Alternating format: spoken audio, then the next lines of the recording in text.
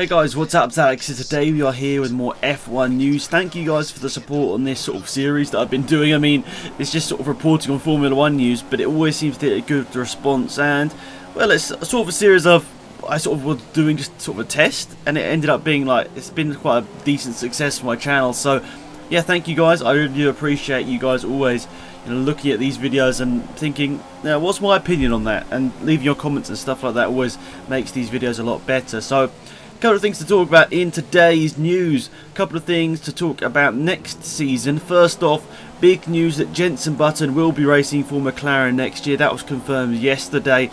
And I made a video, I think it was a couple of weeks ago, with, you know, talking about the possibility that Jenson Button might retire from Formula 1 at the end of this year. A couple of people thought that he might retire at the end of this year. Like, I thought he might honestly do, but you know, a lot of you guys honestly did think he was going to continue, and that was the case. He's keeping his seat with McLaren for next season. There's no news on Fernando Alonso, but let's be honest, he's going to be racing for McLaren next year. I can't see any reason why he would just suddenly leave. He always seems quite positive, you know, on Twitter and all that. And I know it's probably not him doing all that sort of stuff, you know, it's probably not him on the social media. But at the end of the day, I think Alonso will be staying with McLaren. I can't see why they would get rid of him, but maybe, you know, if they want to cut down the wages or something, that maybe might be something they could do. But anyway, I think it's going to be Jenson Button and Fernando Alonso at McLaren next year, which only leaves 3 seats if I remember correctly. 1 Lotus seat and then 2 Manor seats. I think they're the only spaces available now, I think, possibly. Or maybe not Lotus, Renault, you know, if they change teams, you know what I mean. So yeah, that's one interesting thing here. Only 3 seats left for Formula 1 2016. That's going to be interesting, who gets those final seats. And also a big thing for Manor Marussia, who obviously have never really been in the spotlight of Formula 1 because they never really have had the car, you know, except from that amazing result for Jules Bianchi in Monaco 2014. Was it 8th place or 9th place? But it's still a great result for him and the team, where they only scored their only ever points in Formula 1. They haven't really been in the spotlight ever since then, and Manor, they're in the spotlight now because they have Mercedes engines for next year. Really, really big for them.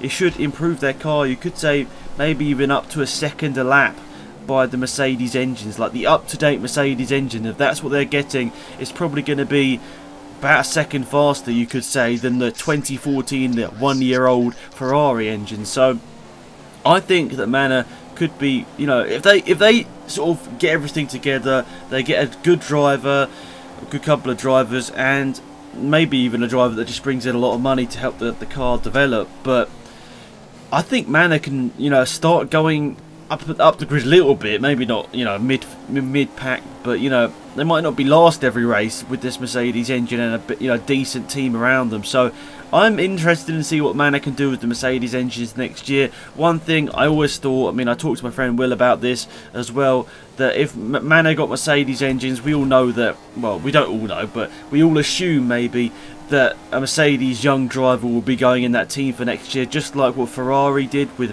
Marussia. They gave Marussia a Ferrari engine so Jules Bianchi could race for them.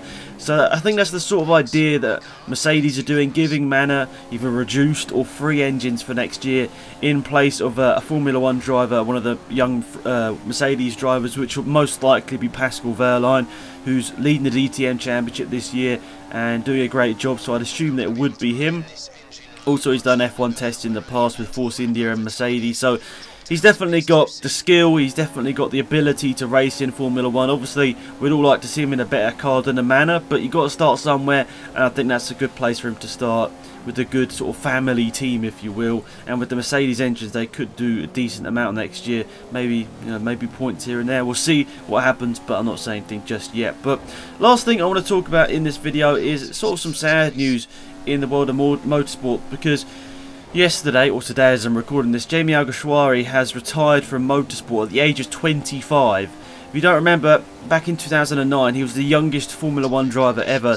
I think 19 years old and like 100 and something days. He made his Formula 1 debut at the 2009 Hungarian Grand Prix. He started last place, but, you know, from that time in 2009 to the end of his Formula 1 career in 2011, he pretty much outperformed Sebastian Buemi for most of that, and I think he is one of Formula 1's lost talents. He was, in my opinion, one of the best sort of young drivers in the last 5-6 years. He was a really good driver, and I'm really sort of disappointed that no other team picked him up at the end of 2011 and into 2012. I honestly feel that he would have been a really steady driver. And he's only 25. He had a gap from motorsport from 2012 and 2013. He got back into motorsport with Formula E in 2014, but then he's been dropped by Virgin for next year, so he hasn't got a seat in Formula E either. So it's really disappointing. Obviously, he wasn't massively impressive in Formula E, but he was still decent. He still scored a decent amount of points. So it is disappointing for the world of motorsport that there's a young, talented driver. He's only 25 and he's already finished his career. That's why I worry for people like Carlos Sainz, Max Verstappen. If they weren't so good this year, maybe we're looking at Carlos Sainz more here, but if Carlos Sainz doesn't have a good season next year, he could be out of a Formula 1 drive forever, just as we saw with Alguersuari here. So, yeah, it was really disappointing for me that Alguersuari's Formula 1 career was over by the time he was 21 or 22. And I really hope that doesn't happen to anyone else. It sort of feels like, I mean, I've watched Formula 3 for the last couple of years, and there's this driver called Felix Rosenqvist. I think he's been in that series for 4 or 5 years. But he's going to win the championship this year, which is good for him. But he's got that experience underneath him now. He has 4 or 5 years in Formula 3. And by the time, if he does get to Formula 1, you'd assume he's going to be about 25 or 26. He's going to be older than most people, that if he does get to Formula 1, he's going to be older than most people that have already had a Formula 1 career. So, what do you guys think? Is it better to get into Formula 1 as early as possible, or do you think maybe you should wait out a bit? Maybe like Jolyon Palmer. He wasn't that young when he won the Formula, not the Formula 2, the GP2 championship last year. I think it's like 22, 23, and for some people that's old. So yeah, let me know what you think, guys. Do you think you'd rather have a longer career and not get into Formula 1 until you're about 25 or 26, or would you rather get into Formula 1 as quickly as possible? Take the opportunity if you have it. Let me know what you think in the comment section down below. I appreciate all your comments. Until next time, it's been Alex. Goodbye.